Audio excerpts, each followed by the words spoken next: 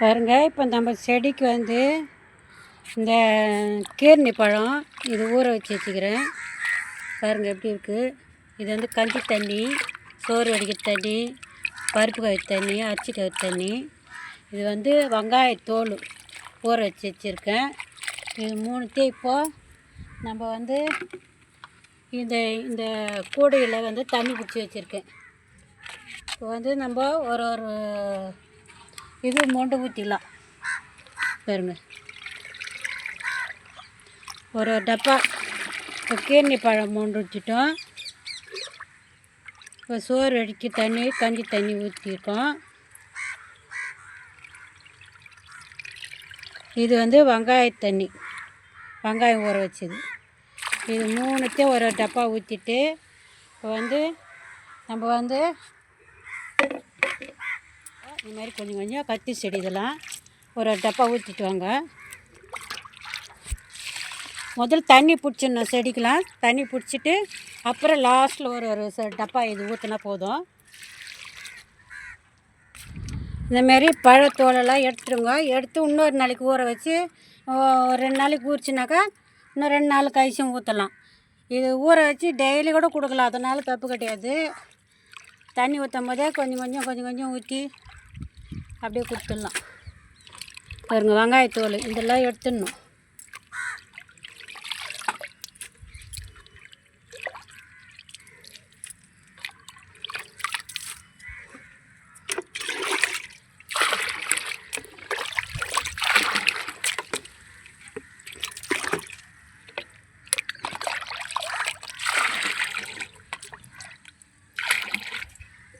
இது போல் ஊற்றி இப்போ எல்லாத்துக்கும் கொடுத்துன்னு வரலாம். இதெல்லாம் வந்து வெண்டை செடி பாருங்கள், இது ஃபுல்லாக வெண்டை செடி நட்டுருக்கேன். இப்போ இந்த வெண்டை செடிக்கு கொஞ்சம் கொஞ்சம் நம்ம ஊற்றின்னு வரலாம். செடிக்கு வந்து நல்லா இந்த வெயிலுக்கு குளிர்ச்சி நல்லா காய் வைக்கும். இது கொஞ்சம் கொஞ்சம் ஊற்றின்னு வந்தோம்னாக்கா நல்லா குளிர்ச்சியாக இருக்கும், செடி காஞ்சி போகாது.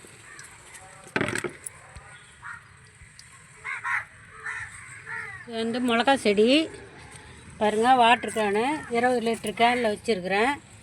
இப்போ இதுக்கும் ஊற்றிடலாம். இதுமாரி பழ கரைச்சல், தேங்காய் தோல், பருப்பு கழுவி தண்ணி, அரிசி கழுவி தண்ணிலாம் ஊற்றினோம்னா நல்லா காய் வைக்கும்.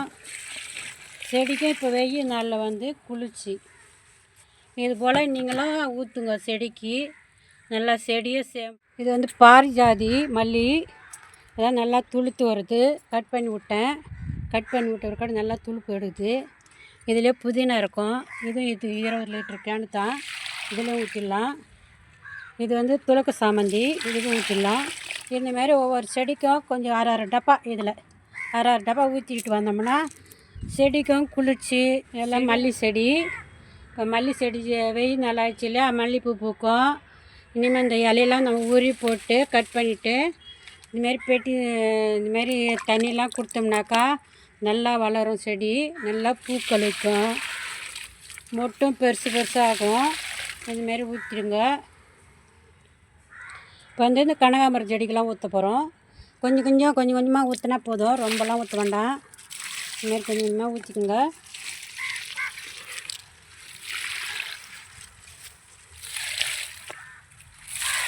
இதுமாரி ஊற்றினோம்னா நம்மளுக்கு பூக்களும் நிறைய கொடுக்கும், காய்கறிகளும் நிறைய கொடுக்கும், பழங்களும் நிறைய. லெமன் மரத்துக்கெலாம் ஊற்றலாம், லெமன் மரம் இல்லாமல் ஊற்றினாலும் நல்லா கொடுக்கும். லெமன் காய் நல்லா பெருசாக வரும்.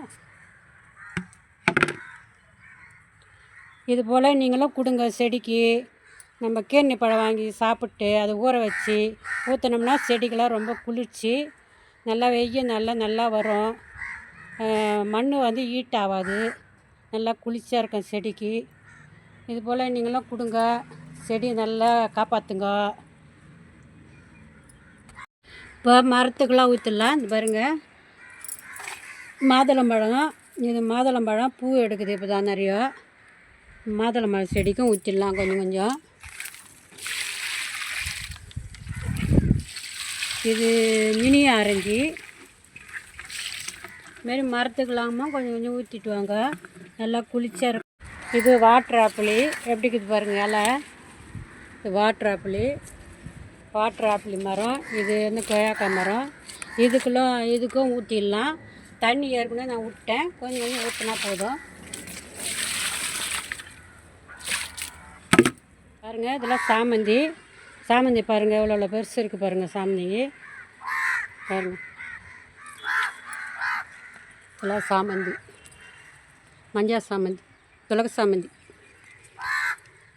இதுக்கும் கொஞ்சம் கொஞ்சம் ஊற்றிடலாம் தண்ணி.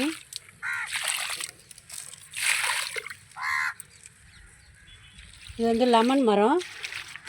லெமன் பாருங்கள், நிறைய வச்சுருக்கு பாருங்கள். காயெல்லாம் குட்டி குட்டியாக இருக்குது. லைக் பண்ணுங்கள், ஷேர் பண்ணுங்கள், சப்ஸ்கிரைப் பண்ணுங்கள். மறக்காமல் பெல் பட்டனை அழுத்துங்க. உங்கள் ஃப்ரெண்டுகளை ஷேர் பண்ணி விடுங்க.